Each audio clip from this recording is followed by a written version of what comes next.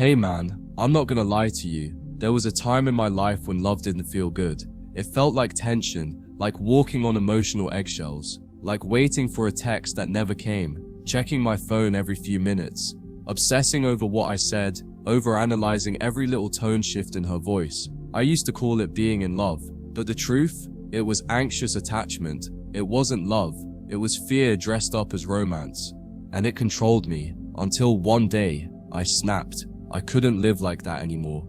I couldn't keep giving women the keys to my peace. That's when everything changed. That's when I started walking the path from anxious to secure. Anxious attachment isn't about being needy. It's about feeling unsafe in love. It comes from childhood patterns, past heartbreaks, broken trust. Somewhere along the line, love got linked to unpredictability. So now, every time she pulls away, even slightly, your nervous system goes into overdrive. Your brain says, something's wrong. And instead of breathing through it, you panic. You text more. You over-explain. You try to fix things, but the more you do, the more she pulls away. Because anxiety chases, and chasing always kills attraction. I used to think I could fix it by finding the right woman, one who would never leave, one who always reassured me. But that mindset was the problem. I wasn't looking for love. I was looking for a self-esteem crutch. I needed her to validate me just to feel stable. That's not a relationship. That's dependency. And no healthy woman wants to carry that weight. She's not looking for a patient. She's looking for a partner. And I wasn't one, not yet. I was still living in fear. The turning point came when I realized I had to stop outsourcing my emotional security. I had to stop asking women to make me feel enough. That was never their job. That was mine. I started going inward. I read, I journaled, I went to therapy. But more than that, I observed myself. I started to track the moments I felt anxious and asked, what am I really afraid of? And it was always the same answer. I was afraid of not being loved, afraid of being alone, afraid that if she left it meant I wasn't worthy. That's when I knew my wound was deeper than any woman could fix. Healing anxious attachment starts with this. You must break the addiction to reassurance. Stop needing her to text first. Stop needing her to explain everything. Stop needing constant proof that you're safe. Because here's the truth. No one can guarantee that. Even the best people change. Even the healthiest relationships end. You have to become the source of your own safety. You have to learn to sit in the discomfort and not act on it. That's where the power is. That's where secure begins. I stopped reacting. That was step one. Every time I felt the urge to text just to check in, I paused. Every time I wanted to over-explain, I took a breath. I started practicing restraint, not to manipulate, but to train my nervous system to stop over-functioning. I had to teach my body that I wasn't in danger. That love doesn't require me to be constantly available. That space is not rejection, it's regulation. And the more I leaned into that stillness, the more peace I found. Secure attachment isn't about becoming emotionally invincible. It's about trusting yourself, no matter what happens. The secure man doesn't pretend he doesn't care. He's not a robot. He still loves, still connects, still opens up. But he knows who he is, even when love changes. He doesn't collapse just because she's confused. He doesn't chase just because she pulls away. He stands firm. And the only way to become that man is to learn to hold your own chaos without needing someone else to calm it. I started focusing more on my internal world than her external behavior. Instead of asking, why is she pulling away? I started asking, why does this trigger me so deeply? Instead of saying, she's making me feel abandoned, I reframed it to, I'm feeling abandoned and I get to hold space for that. That shift was huge because now I wasn't blaming her, I was meeting myself. And every time I did that, I built trust with the one person I'd always ignored, me. Emotional maturity is learning how to soothe yourself, not through distraction, not through alcohol or scrolling or sleeping with someone else. I mean really soothe. I mean sitting in silence and breathing through your anxiety, journaling your thoughts without judging them, going on a walk instead of spiraling. That's what I did. Day after day, I learned that I could be with my fear without becoming it. And when you realize that, you become unstoppable.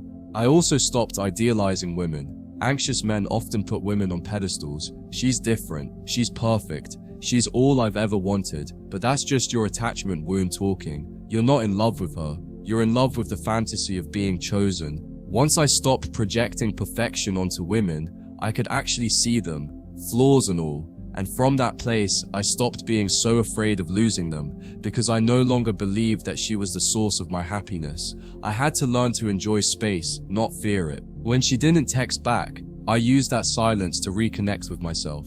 I read, I worked out, I built something, I reached out to a friend. I reminded myself I am safe without her attention. That's how you rewire your brain, not through more talking, but through better behavior. Every time you respond from security instead of fear, you build a new pathway, and eventually that becomes your default. I started leading, emotionally, energetically, physically. I stopped waiting for her to set the tone. I brought clarity, I brought direction, I brought consistency. And guess what? The more grounded I became, the more attracted she became. Because women crave emotional security, but they're drawn to men who already have it. They want to feel safe with you, not be your safety net. That distinction changes everything. I had to stop chasing closure and start creating clarity. Anxious men want to talk it all out. They want explanations, answers, long discussions. But secure men understand that not every story needs to be finished. Some endings are quiet, some questions go unanswered. Some people walk away without explanation, and that's okay. I learned to let go of the story I was clinging to, and instead write a new one where I'm the main character again. Boundaries became my lifeline, not to control others, but to protect my peace. I set boundaries around my time, my energy, my access. I no longer explained my standards, I enforced them. If a woman was inconsistent, I didn't confront, I distanced. If someone tried to manipulate me emotionally, I didn't argue, I disengaged. Boundaries aren't walls, they're filters. And the more I respected my own, the more I attracted people who respected them too. I learned that secure attachment isn't something you find, it's something you become. It's not about waiting for the right person to fix you, it's about becoming the right person for yourself. That means doing the hard inner work. That means sitting with your pain. That means loving yourself even when no one else is. Because when you do that, love no longer becomes a place to hide, it becomes a place to share.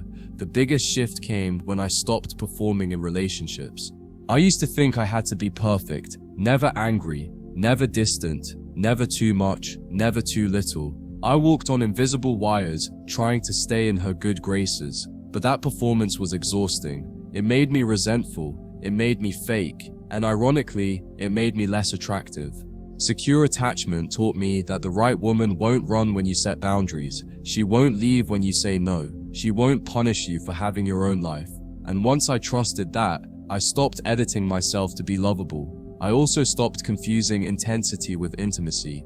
Anxious men crave fireworks. They mistake emotional chaos for passion. They confuse jealousy for love. They believe that if she makes them feel high and low, it must be real. But that roller coaster is trauma, not romance. I learned that true intimacy is slow, it's safe, it's predictable, not boring, secure. And when you finally experience that peace, you realize you were addicted to dysfunction. You called the anxiety love because you never knew anything else. The more I detached from outcome, the more power I gained. I used to date with one goal: don't get abandoned. So every conversation, every date, every moment was weighed down by that fear.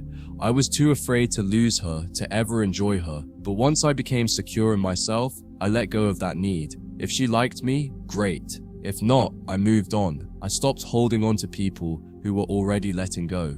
I stopped begging for clarity from people who were sending mixed signals. I stopped needing every relationship to work. And ironically, that's when they started to. I learned to speak directly, clearly, calmly. When I felt anxious, I didn't explode. I didn't beg. I didn't accuse. I expressed. I said things like, I feel disconnected lately, instead of you don't care about me. I said, I need some reassurance right now, instead of you're abandoning me. I communicated like a man who trusted his feelings, not a boy who needed her to fix them. And that change in language created a change in response. The women in my life started meeting me with more respect, more care, more honesty. Because I wasn't emotionally leaking, I was emotionally leading. I realized that healing anxious attachment wasn't just about women, it was about my entire life. It showed up in friendships, work, family.